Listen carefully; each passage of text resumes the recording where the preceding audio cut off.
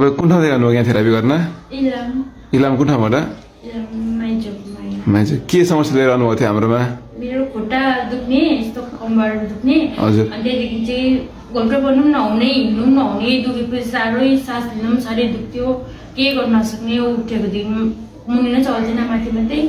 अनि त्यही भएर तपाईँ एकचोटि उठेर हिँड्ने हेर्नु कति हिँड्नुहुन्छ अहिले उता जानु हिँड्दै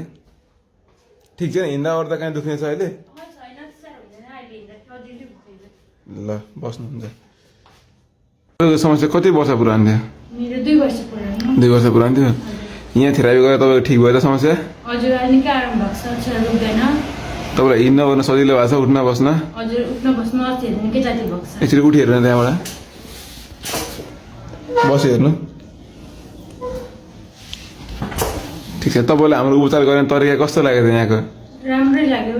त्यो गरेर कति दिनमा तपाईँको समस्या ठिक भयो त यहाँनिर आएको मेरो थेरापी गर्नु 1 महिना 1 महिना भयो अब तपाईँ भोलि जानुहुन्छ नि यहाँबाट हजुर भोलि तपाईँ खुसी हुनुहुन्छ नि उपचार गरेको हामीले हजुर पछि धेरै ल ठिक छ